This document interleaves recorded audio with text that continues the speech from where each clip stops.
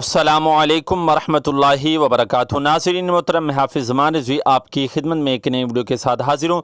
नाज़रीन मोहतरम, सबसे पहले मैं आपको यही कहूँगा कि आपने परेशान नहीं होना। आपने मेरा टाइटल देखा कि अल्लामा साद हुसैन रिज़वी साहब की रिहाई नहीं होगी। अब आप दोस्तों ने इस बात को पकड़ कर परेशान नहीं हो जाना, वीडियो को मुकम्मल देखना है। इंशाल्लाह आपकी जो तसल्ली है वो ज़रूर होगी। नाज़रीन मोहतरम, आपके सामने अहम अपडेट रखता हूँ। उससे पहले गुजारिश है कि चैनल को सब्सक्राइब कर लें ताकि इस तरह की न्यू अपडेट आपको बर वक्त मिलती रहे। नाज़रीन मोहतरम, आज इस वीडियो के अंदर मैं मलक बुरहान मुअज़्ज़म साहब उनकी जो कॉल है वो भी आपके सामने रखूँगा। नाज़रीन मोहतरम, आपको बताते चला जाऊँ कि अल्लामा साद हुसैन रिज़वी साहब की जो रिहाई है वो फ़िलहाल नहीं होनी। उसकी वजह जो ये बनी है, जिस तरह के पहले भी हमने आपको बताया था कि जो नोटिफिकेशन था वो ओरिजिनल था और हुकूमत की उसके अंदर बदनीयती थी और हुकूमत की उसके अंदर हठधर्मी थी और हुकूमत के जो अपने ज़ाती इख्तलाफात थे उसकी बिना पर उन्होंने ये सारे मामलात किए हैं।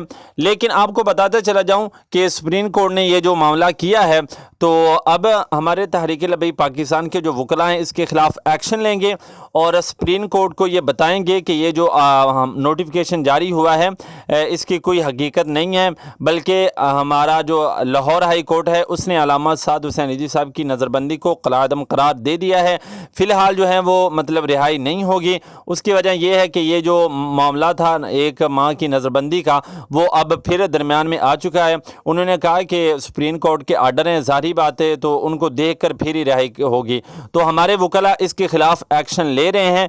आपने परेशानी होना कि अब रिहा नहीं होंगे, इंशाल्लाह रिहाई ज़रूर होगी, लेकिन वो बीच में मामला आ गया है उसको हमारे वकला देखेंगे और फिर इंशाल्लाह उसके जो बाद का जो लाए अमल होगा तो फिर वो आपके सामने रखा जाएगा। अभी तक के लिए इतना ही है कि वकला ने उसके ख़िलाफ़ एक्शन लेना है और सुप्रीम कोर्ट के अंदर जो है ना इसके खिलाफ रिट दायर करेंगे। अगला लाहे अमल जो भी होगा तो वो भी आपके साथ शेयर किया जाएगा। और उसके अलावा जो अहम एक और न्यूज़ है आपको बताता चला जाऊं कि हुकूमत की हठधर्मी कि उन्होंने जो मरकज़ के ऑफिशियल अकाउंट थे उनको भी सस्पेंड कर दिया है। तहरीक-ए-लबैक पाकिस्तान के जो वकला का ट्विटर पर ऑफिशियल अकाउंट था उसको भी सस्पेंड कर दिया है। अभी इंशाल्लाह न्यू अकाउंट बनेगा तो उससे भी आपको आगाही की जाएगी। अभी आपके सामने मलक बुरहान मुअज़्ज़म साहब उनकी कार रखते हैं, उसको आप जरूर समाप्त कीजिएगा गौर के साथ। क्या डेवलपमेंट हुई सर? आज वेट कर रहे हैं, अभी तक ऑर्डर नहीं आया जी। अच्छा, जजमेंट अभी रिलीज होने लगी है, जज साहब अभी तक बैठे हैं। अच्छा, तो वो अभी थोड़ी देर में जजमेंट रिलीज कर रहे हैं। अच्छा, उसको देख के सर फिर उसके बाद को कमेंट करते हैं। ठीक है। और वो सर उससे पहले जो नोटिफिकेशन आया था उस पे उसका कोई असर पड़ेगा रिलीज होने पे?